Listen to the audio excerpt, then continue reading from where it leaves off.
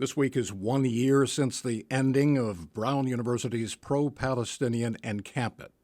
Students ended the protest last year after school leaders agreed to hold a vote on a divestment proposal, drawing criticism as well as praise.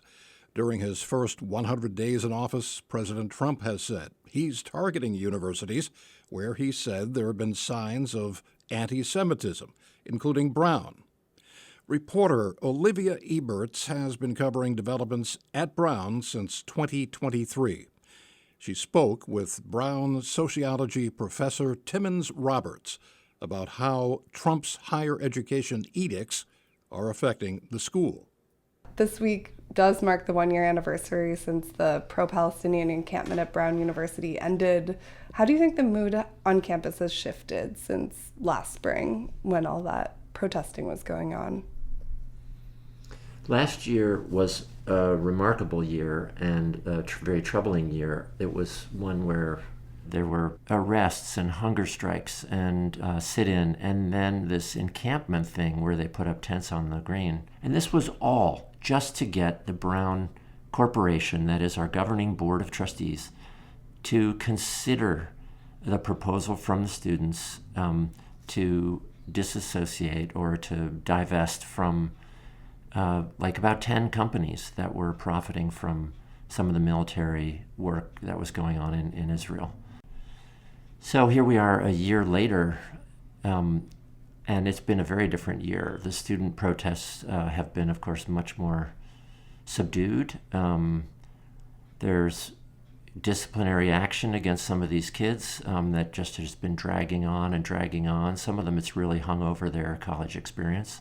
So since President Trump took office, he's taken actions against a number of universities, including Brown. Do you think that these actions are related at all to the pro-Palestinian protests that we saw last academic year? So I think that President Trump is using those protests as an excuse, and he's using the claim of anti-Semitism on campus as a wedge to advance an agenda that he and his Vice President J.D. Vance had for years. J.D. Vance says, the universities, the professors are the enemy, and there's a reason why authoritarian figures want to get control over universities. These are sort of places where criticism comes from, where people who have things to say have some protection to actually say it, and authoritarian figures don't like that. So that's my opinion, is that this issue has really been weaponized, the issue of anti-Semitism on campus. Do you think that President Trump's first 100 days in office have changed Brown in significant ways that you've seen already? Absolutely. Individual grants are getting cut. I have colleagues who have lost funding, or at least have their funding frozen.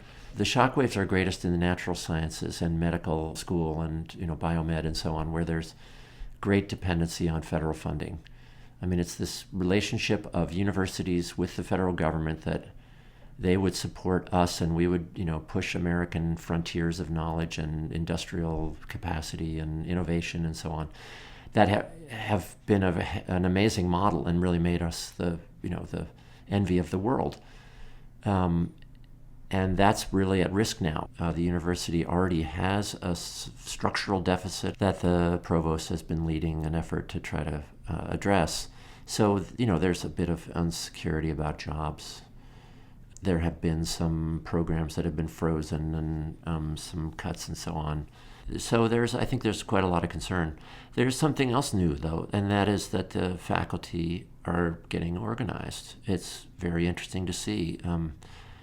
For example, we drafted a letter saying to the university, stand up to the administration and stand together with other universities, because you could still end up like Columbia with huge uncertainty and huge cuts and having capitulated. The situation on college campuses has become really uncertain for international students and faculty. What are you hearing from international students and international colleagues at Brown? I think there is, I would say, valid concern and panic in some cases. Do I go home for this summer? Are you hopeful about the future of higher ed generally and Brown specifically in this moment? I am, and that's kind of crazy, but sometimes moments like this, as I said to colleagues, these are the opportunities for us to explain to the world why universities are important. Do you think that these universities should fight to maintain their federal funding, or should they try to become less reliant on federal dollars? The federal government has built amazing infrastructure in our universities across this country to push innovation and understanding, discovery.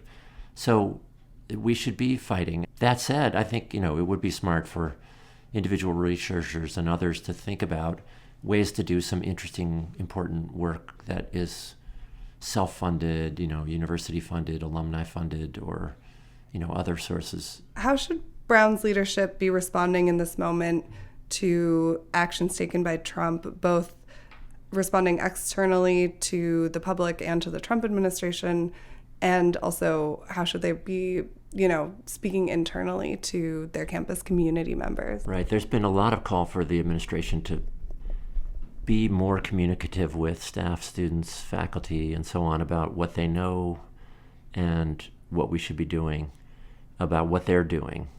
And there has been some frustration, but I think they do face a huge amount of uncertainty, and they've been very cautious because they don't want to pass on bad information. They have been communicating some. I would encourage them to communicate more of what they're doing. In terms of what they should do, the obvious thing to me is that they need to stand shoulder to shoulder with other universities, not just in the Ivy League, but with land-grant universities. There's 6,000 universities in the United States. And so, they can't all be pushed around together. If we try to hide in a foxhole, we're going to, end up all being slaughtered one by one.